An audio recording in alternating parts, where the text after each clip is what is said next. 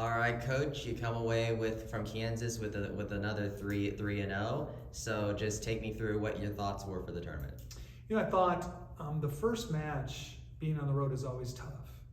You're always going to underplay what you normally do, especially us starting a week late, losing 12 or 13 practices. We're still a week behind everybody else, at least. And I thought we came into this match, and I thought we played pretty steady, but Omaha played really steady, and we really couldn't slow them down as much as we'd like to. But I thought as the match went on, we got better at that. I thought, we really kept our mind in the game and on task, and just eventually just kind of outlasted them. It wasn't a dominating win by any means, but it was a nice win on the road against a team that's going to win their conference. So then you go into day two, and you have to play the host team who's ranked. The accolades that they have, expand all the way around their gym. They're going to be competitive for the top 3 of their conference this year, and the Big 12 is going to get 5 or 6 into the tournament. So got a lot stacked against you there. The crowd was absolutely amazing. The band was so much fun. It was just a great environment to play in. But for us to come out and execute the way we did and be successful, especially on offense, in our passing game, which is an area that you all know we've struggled in, and we've been working on diligently every day, it just seemed to fall into place on that day. And as close as it was, I never felt like we were in trouble. Now, that didn't mean I didn't think we would lose, because obviously we could, but I just never felt like we were in trouble. I thought we were playing as well as we could play, and if they were going to have to beat us. There were so many 50-50 points in that game. Where we just got to a ball first at the net before they did, or we got the call reversal or a call upheld, or whatever it was.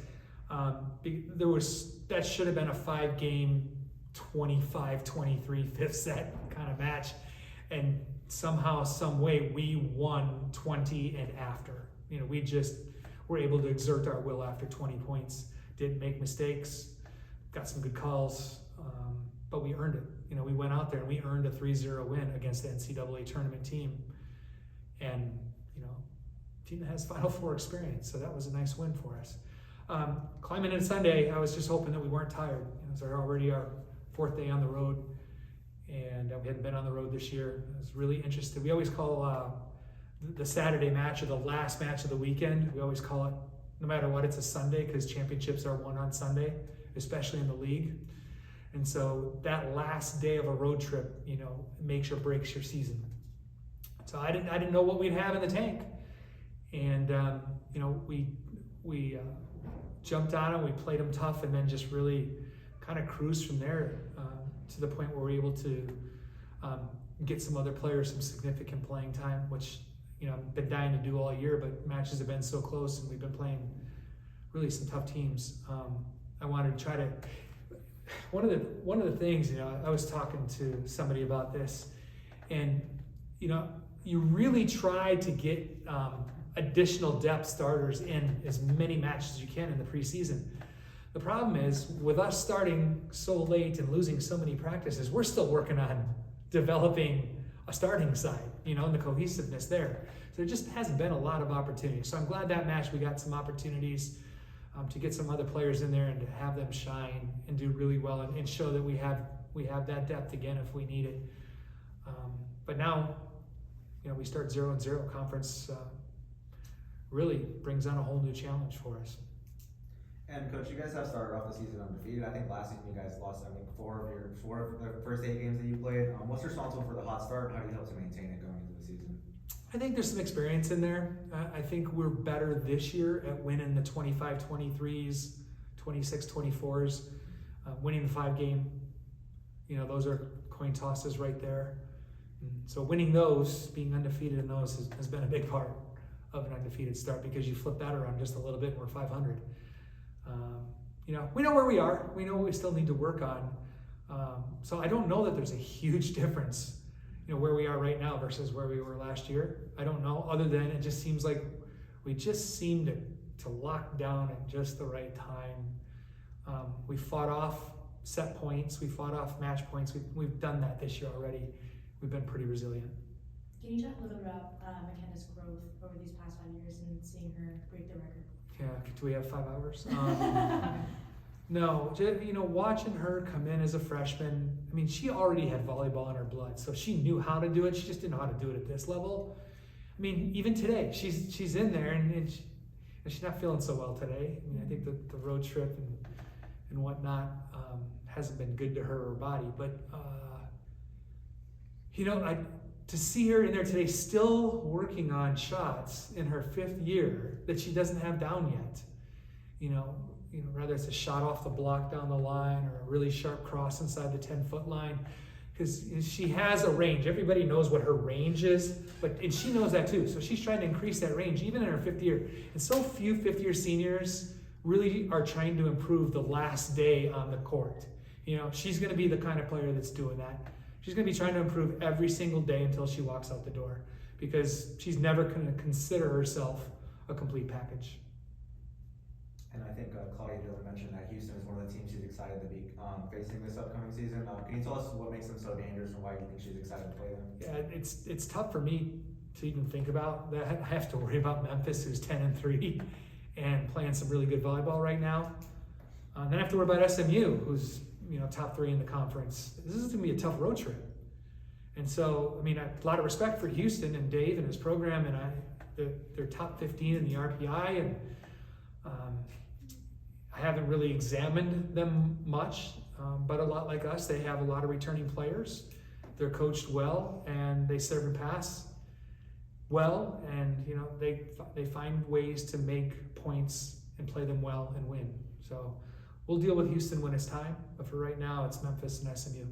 McKenna mentioned how Houston was receiving votes in the AVCA poll, but you guys, for the 2nd time in D1 history, are ranked in the top 25, I believe, first since 2018. What does it mean to you to be able to get your team ranked at this point of the season?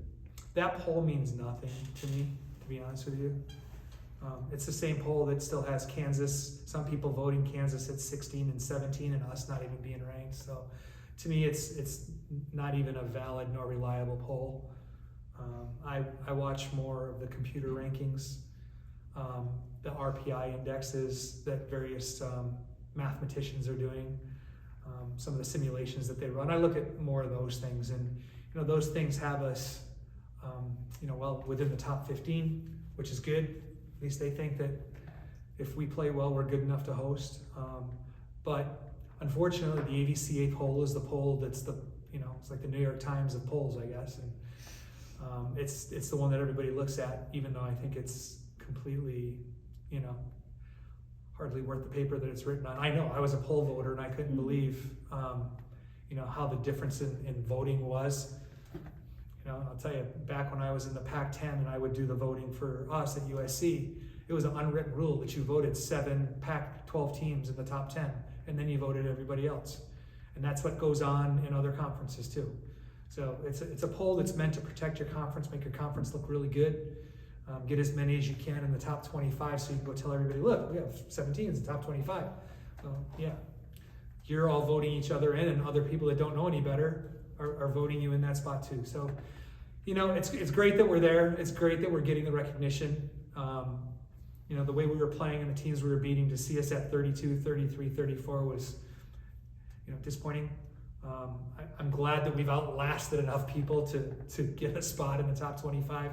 But for me, I'm looking a lot more at the difference ratings, percentage indexes, and things like that to really get an idea of, where we are, what we're striving for, what's really on the horizon.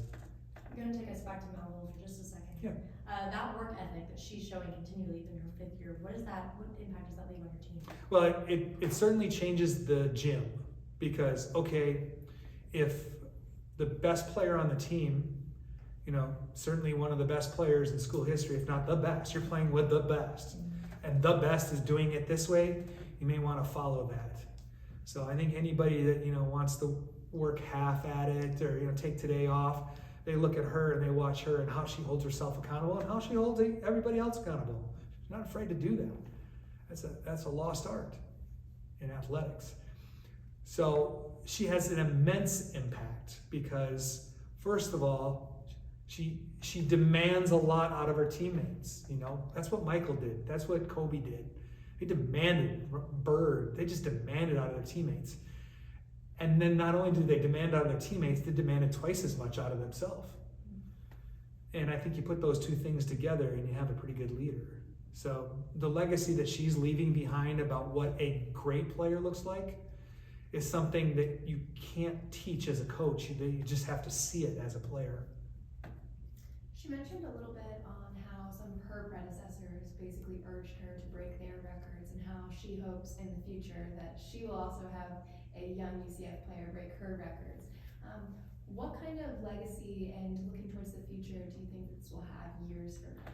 Look at what Renata did. I mean, Renata set the standard. And then there's so many players in their own positions that Tyra set a standard, Frankie set a standard, and yeah, you go through and your legacy is this standard. All right, you guys, this is the bar. I want you to go beat it, because if you go beat it, that means it's a pretty good program. And that's what's happening with McKenna. So she exceeded this kills record, and she looking forward to seeing somebody beat it. That means that we're doing a pretty good job as a program. I was talking earlier to Alex, and you know, there's different areas of college volleyball. There's the 15-point era where you could only score when you're serving. Matches would last 3 hours.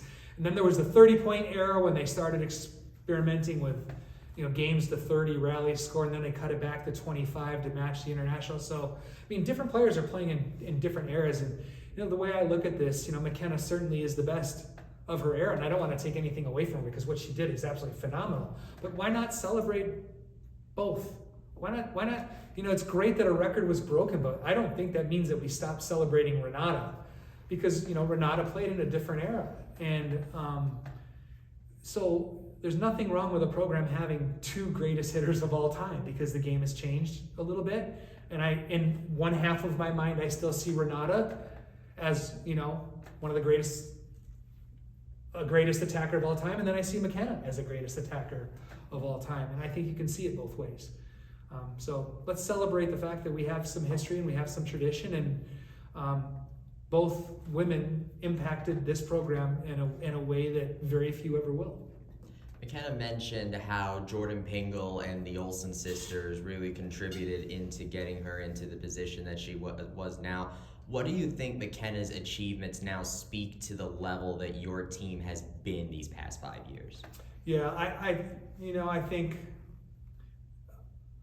I think when you don't have a really pretty name on the front of your jersey and, you know, all that kind of stuff, you constantly get overlooked. And I think McKenna went kicking and screaming saying, no, you have to take notice of this program. That's a kid that could start at any program, any team, anywhere in the country, if not professionally in the world. She's here. And she chose to stay here.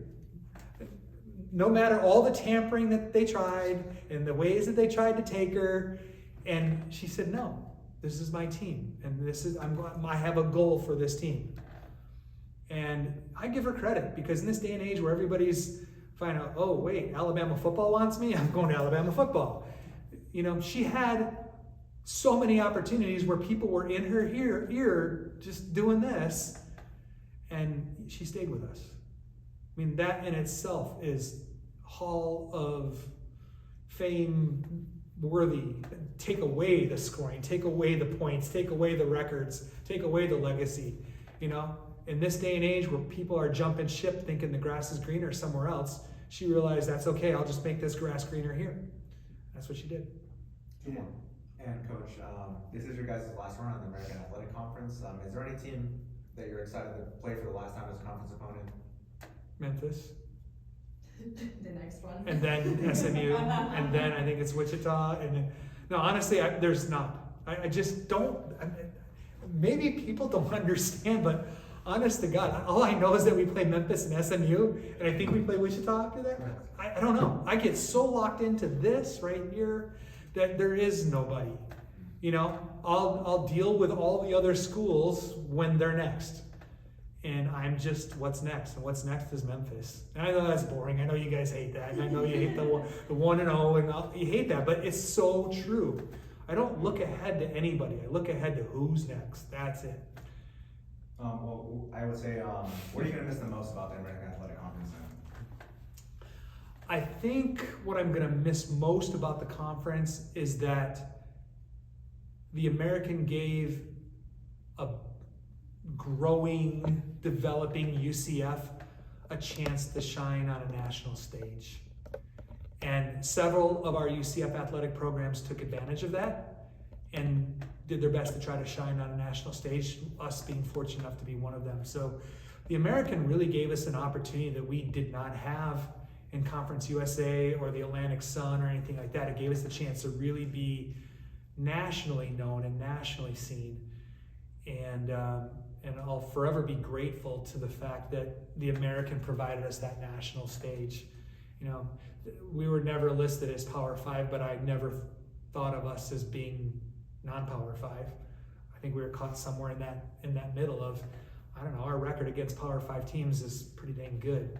So, you know, it gave us a chance. It gave us a chance to get some recognition and put ourselves in the position now to where we move into the Big 12, and now we play in the Big 12 teams. Kansas is going to finish second or third in the Big 12. Kansas State probably top 5. And so we got an idea of where us as a program, as we get better, we know where we're going to slot in. We're going to be somewhere in that upper middle of the pack with opportunities to climb to the top. And I think the American gave us that opportunity to do that. So I'll forever be thankful for that. Thank you, Coach. You're welcome. What is- Go ahead. What is the biggest thing that you guys learned from Kansas that you want to apply as you head into conference play? Business on the road. Road trip. Road trip is a business trip. And that's what it was. It was practice, hotel, film, study, practice, match, film, hotel, study. It was, I mean, really, how do you act on the road? How do you go through that? And I thought it was a learning experience in some ways because we do it different than any other team. So Abby coming from Oregon or Willie coming from San Diego or all these players that come from somewhere, we all do it a little bit different. So they just learned how we act when we're on the road, what our business standard is. And now we get to repeat that going on the road this weekend. Thank you, Coach. Yep. Thank you, Coach. All right. Thank you, everybody.